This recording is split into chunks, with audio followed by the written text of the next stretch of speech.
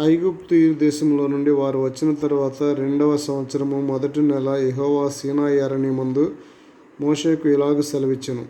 ఇశ్రాయేలీయులు పస్కా పండుగను దాని నియామక కాలమందు ఆచరింపవలెను. దాని నియామక కాలమున అనగా ఈ నెల 14వ దినమున సాయంకాలమందు దానిని ఆచరింపవలెను. దాని కట్టడలన్నిటిని బట్టి దాని విధులన్నిటిని బట్టి మీరు దానిని ఆచరింపవలెను. కాబట్టి మోషే పస్కా పండుగను ఆచరింపవలెనని ఇశ్రాయేలీయులతో చెప్పగా, సీనాయి అరణ్యమందు మొదటి నెల 14వ దినమున సాయంకాలమందు పస్కా పండుగ సామగ్రిని సిద్ధపరచుకొనిరి. యెహోవా మోషేకు ఆజ్ఞాపించిన సమస్తమును ఇశ్రాయేలీయులు అతడు చెప్పినట్లే చేసిరి.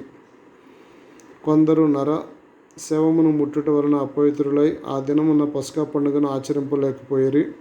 వారు ఆ దినమున మోషే అహరోనుల ఎదుటికి వచ్చి, మోషేతో నరశవము ముట్టుట వలన అపవిత్రులమైతిమి. యెహోవా అర్పణమును దాని నియామక కాలములు ఇశ్రాయేలీయుల మధ్యను అర్పింపకుండానట్లు ఎలా అడ్డగింపబడితిమని అడుగగా, మోషే నిలువుడి, మీ విషయములో యెహోవా ఏమి సెలవిచ్చెనో నేను తెలుసుకుందునని వారితో అనెను. అప్పుడు యెహోవా మోషేకు ఇలాగ సెలవిచ్చెను. నీవు ఇశ్రాయేలీయులతో ఇట్లనుము, మీలో గాని మీ వంశంలో గాని ఒకడు శవమును ముట్టుట వలన అపవిత్రుడైనను దూరప్రయాణము చేయుచుండినను అతడు యెహోవా పస్కా పండుగను ఆచరింపవలెను. వారు 2వ నెల 14వ దినమున సాయంకాలమున దానిని ఆచరించి పొంగని వాటిలోనూ చేదు ఆకుకూరలతోనూ దానిని తినవలెను. వారు మరునాటి వరకు దానిలో కొంచెమైనను మిగలనీయవలదు. దానిలోనిది ఒక్క ఎముక అయినను విరువవలదు. పస్కా పండుగ విషయమైన కట్టడలన్నిటిని బట్టి వారు దానిని ఆచరింపవలెను. ప్రయాణములలో ఉండని పవిత్రుడు పస్కాను ఆచరించుట మానిన ఎడల ఆ మనుష్యుడు తన జనుల నుండి కొట్టివేయబడును. అతడు యెహోవా అర్పణమును దాని నియామక కాలమున అర్పింపలేదు కనుక ఆ మనుష్యుడు తన పాపమును తానే భరింపవలెను. మీలో నివసించు పరదేశి యెహోవా పస్కాను ఆచరింపగోరినప్పుడు అతడు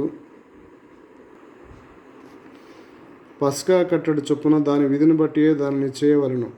పరదేశికి మీ దేశములో పుట్టిన వానికి మీకును ఒకటే కట్టడ ఉండవలెను. వారు మందిరమును నిలువబెట్టిన దినమున మేఘము సాక్ష్యపు గుడారములోని మందిరమును కమ్మెను. సాయంకాలము మొదలుకొని ఉదయం వరకు అగ్ని వంటి ఆకారము మందిరము మీద నుండెను. నిత్యము అలాగే జరిగెను. మేఘము మందిరమును కమ్మెను. రాత్రి యందు అగ్ని వంటి ఆకారము కనపడెను. ఆ మేఘము గుడారము మీద ఉండి పైకెత్తబడినప్పుడు ఇశ్రాయేలీయులు ప్రయాణమై సాగిరి. ఆ మేఘము ఎక్కడ నిలిచెనో అక్కడనే ఇశ్రాయేలీయులు తమ గుడారములు వేసుకొనిరి. యెహోవా నోటి మాట చొప్పున ఇశ్రాయేలీయులు ప్రయాణమై సాగిరి. యెహోవా నోటి మాట చొప్పున వారు తమ గుడారములను వేసుకొనిరి. ఆ మేఘము మందిరము మీద నిలిచియుండిన దినములన్నీయు వారు నిలిచిరి. ఆ మేఘము బహుదినములు మందిరము మీద నిలిచిన ఎడల ఇశ్రాయేలీయులు యెహోవా విధి అనుసరించి ప్రయాణము చేయకుండిరి. మేఘము కొన్ని దినములు మందిరం మీద నిలిచిన ఎడల వారు నిలిచిరి. యెహోవా నోటి మాట చొప్పుననే నిలిచిరి. యెహోవా నోటి మాట చొప్పుననే ప్రయాణము చేసిరి. అలాగే మేఘము సాయంకాలము మొదలుకొని ఉదయం వరకు నిలిచిన ఎడల ఉదయమందు ఆ మేఘము పైకెత్తబడగానే వారు ప్రయాణము చేసిరి. పగలేమి రాత్రేమి ఆ మేఘము పైకెత్తబడినప్పుడే వారు ప్రయాణము చేసిరి. ఆ మేఘము 2 దినములు గాని 1 నెల గాని ఏడాది గాని తడవు చేసి మందిరం మీద నిలిచిన ఎడల ఇశ్రాయేలీయులు ప్రయాణము చేయక తమ గుడారములలో నిలిచిరి. అది ఎత్తబడినప్పుడు వారు ప్రయాణము చేసిరి. యెహోవా మాట చొప్పున వారు తమ గుడారములను వేసుకొనిరి.